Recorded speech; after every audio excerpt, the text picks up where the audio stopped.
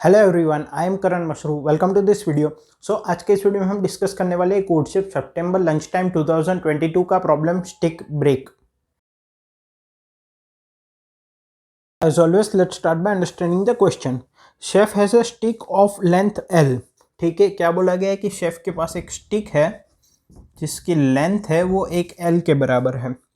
Chef wants to break the stick into K parts such that each part has a non-zero length। ठीक है, क्या बोला गया है कि इस स्टिक को शेफ K पार्ट्स में ब्रेक करना चाहते हैं such that each part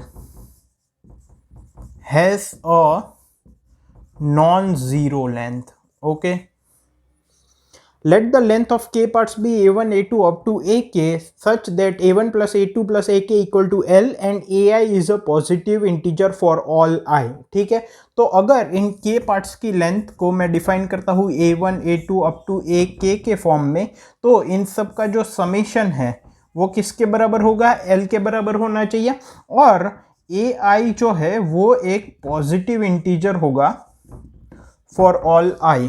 ठीक है, ओके।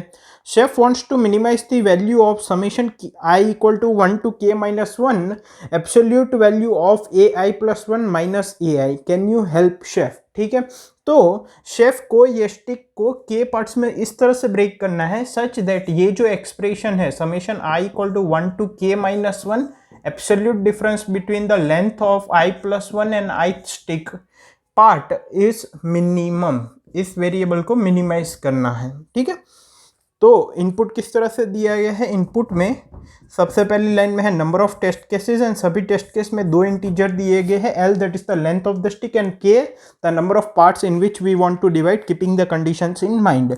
आउटपुट में हमें क्या डिस्प्ले करना है? हमें आउटपुट में इस एक्सप्रेशन की मिनिमम वैल्यू डिस्प्ले करनी है। कंस्ट्रेंट्स मैंने यहाँ पे लिख दी है। सो आई होप क्वेश्चन क्लियर है। अब इसके कंसेप्ट पे मूव करते हैं। So before moving on to the concept part, I would like to tell you about Newton School's full stack development course, जिसमें कि एनरोल होकर आप एक रॉकस्टार डेवलपर बन सकते हैं, and you can get a placement anywhere between 5 LPA up to 40 LPA। The students who were previously enrolled at Newton School are already working at top companies of India। Also best part ये है कि यहाँ पे after placement programme है, which means that जब तक आपको 5 LPA या उससे ज़्यादा का प्लेसमेंट नहीं मिल जाता तब तक आपको कोई भी फीस पे नहीं करनी है। So make sure you check out the link which is given there in the description. अब यहाँ पे अगर कंसेप्ट की बात करें तो बेसिकली एल लेंथ की स्टिक को हमें के पार्ट्स में डिस्ट्रीब्यूट करना है सच दैट हर एक पार्ट की जो लेंथ है वो क्या होनी चाहिए? ग्रेटर देन 0, एक इंटीजर वैल्यू होनी चाहिए। और हमें इस तरह से डिस्ट्रीब्यूट करना है कि summation I equal to 1 to K minus 1 difference between the length of the I plus 1 stick and I stick, ये जो एक्सप्रेशन है इसकी वैल्यू मिनिमम हो। ठीक है, ए आई बेसिकली क्या डिनोट करता है? आइथ पार्ट की लेंथ। तो यहाँ पे एक बहुत ही क्लियर हमें केस दिख रहा है कि अगर L modulo K equal to 0 हुआ, अगर L को हम K से परफेक्टली डिविजिबल कर रहे हैं तो हम K इक्वल लेंथ के पार्ट्स में डिस्ट्रीब्यूट कर देंगे स्टिक को। इससे क्या होगा कि सभी ये जो पेयर्स होंगे I प्लस 1 और I वाले, वो सारे पेयर्स की वैल्यू क्या हो जाएगी? डिफरेंस 0। तो ओवरऑल ये एक्सप्रेशन की वैल्यू हमें 0 मिल जाएगी। मतलब कि अगर L मॉड्यूलो K की मैं बात करूं तो अगर वो 0 होता है, फॉर एग्जांपल लेंथ है 8, ठीक है, और K की वैल्यू है 4, तो मैं क्या कर सकता हूं? मैं 4 पार्ट्स में डिवाइड कर सकता हूं और सभी को 2 लेंथ दे सकता हूं। तो इनका डिफरेंस 0 हो जाएगा, इनका डिफरेंस 0, इनका डिफरेंस 0, तो ओवरऑल जो आंसर होगा वो हमारा 0 हो जाएगा in any case where L modulo K equal to 0, क्योंकि हम सभी पार्ट्स को इक्वल लेंथ बना देंगे। Now comes the case where L modulo K is not equal to 0। तो यहाँ पे अगर आप थोड़ा और सोचो तो हम क्या कर सकते हैं?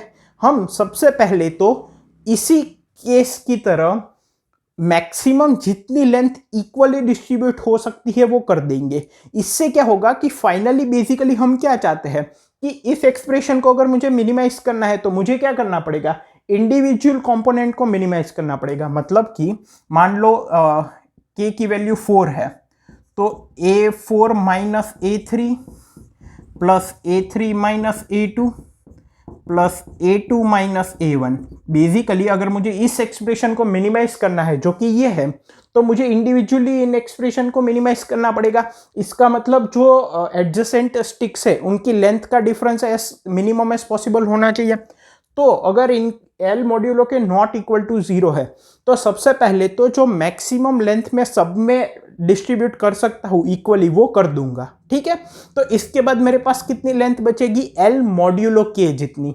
मतलब कि अगर मान लो लेंथ 10 के बराबर है और के की वैल्यू है लेट सपोज, या तो लेंथ 11 के बराबर है और के की वैल्यू है 4, ठीक है। तो मैक्सिमम लेंथ में चारों पार्ट्स में कितनी डिस्ट्रीब्यूट कर सकता हूँ, एल बाई के, दैट इज 2। तो मैंने 2 लेंथ में डिस्ट्रीब्यूट कर दी सब में, ठीक है।